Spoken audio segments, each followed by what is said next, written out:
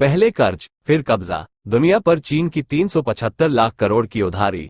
150 देशों को चीन ने जितना लोन दिया, उतना तो वर्ल्ड बैंक और आईएमएफ ने नहीं दिया।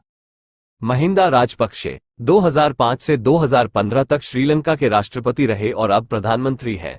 राजपक्षे को देश में 3 दशकों से जारी गृहयुद्ध को खत्म करने का श्रेय दिया जाता है, लेकिन राजपक्षे के ही दौर में श्रीलंका सबसे ज्यादा कर्ज के बोझ में दब गया। राजपक्षे के कार्यकाल में श्रीलंका की भारत से दूरी और चीन से नजदीकियां बढ़ी। इन नजदीकियों का फायदा श्रीलंका ने कम और चीन ने ज्यादा उठाया।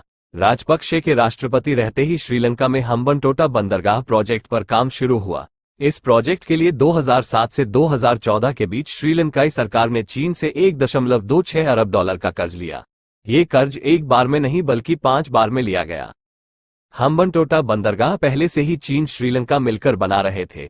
इसे चीन की सबसे बड़ी सरकारी कंपनी हार्बर इंजीनियरिंग ने बनाया है, जबकि इसमें 85% पैसा चीन के एक्सिम बैंक ने लगाया था। लगातार कर्ज लेने का नतीजा ये हुआ कि श्रीलंका पर विदेशी कर्ज बढ़ता गया। ऐसा माना जाता है कि कर्ज बढ़ने की वजह से श्रीलंका को दिसंबर 2017 में हम्बनटोटा बंदरगाह चीन की merchant port holdings limited company को 99 साल के लिए लीज पर देना पड़ा।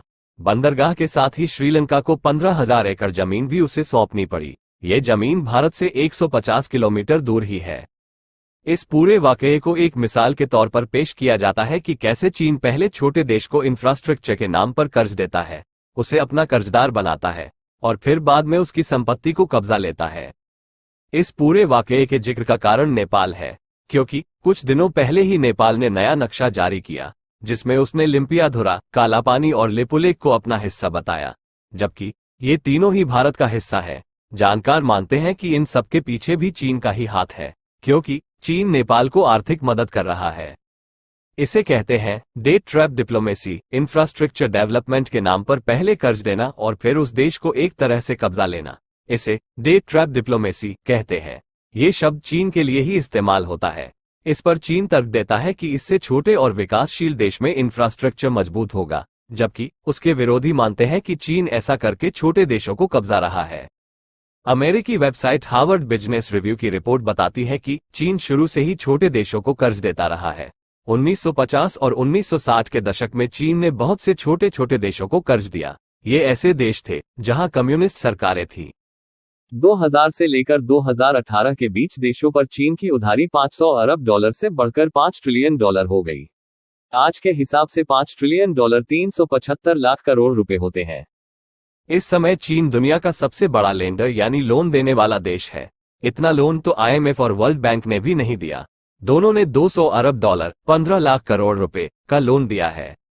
दूसरे शब्दों में कहा जाए तो दुनिया भर की जीडीपी का 6% बराबर कर्ज चीन ने दूसरे देशों को दिया है। हमारे पड़ोसियों को भी कर्ज तले दबा रहा है चीन पाकिस्तान इकोनॉमिक कॉरिडोर या सीपीईसी भी इसी प्रोजेक्ट का हिस्सा है। इस पर चीन और पाकिस्तान दोनों मिलकर काम कर रहे हैं।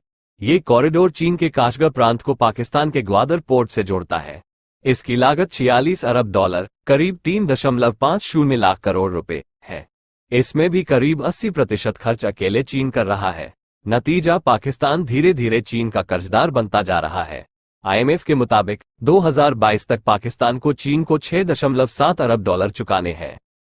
इसी तरह नेपाल भी चीन के इस प्रोजेक्ट का समर्थन कर रहा है। पिछले साल अक्टूबर में चीनी राष्ट्रपति शी जिनपिंग 2 दिन के दौरे पर नेपाल गए थे। ये 23 साल बाद पहला मौका था जब चीन के किसी राष्ट्रपति ने नेपाल का दौरा किया। इस दौरे में जिनपिंग ने नेपाल को इंफ्रास्ट्रक्चर डेवलपमेंट के लिए 56 अरब नेपाली रुपए 35 अरब रुपए की मदद देने का ऐलान किया था।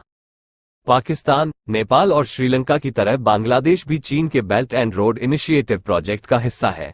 जनवरी 2019 तक चीन और बांग्लादेश के बीच 10 अरब डॉलर का कारोबार हो रहा था। ऐसा अनुमान है कि 2021 तक दोनों देशों के बीच 18 अरब डॉलर का कारोबार होने लगेगा।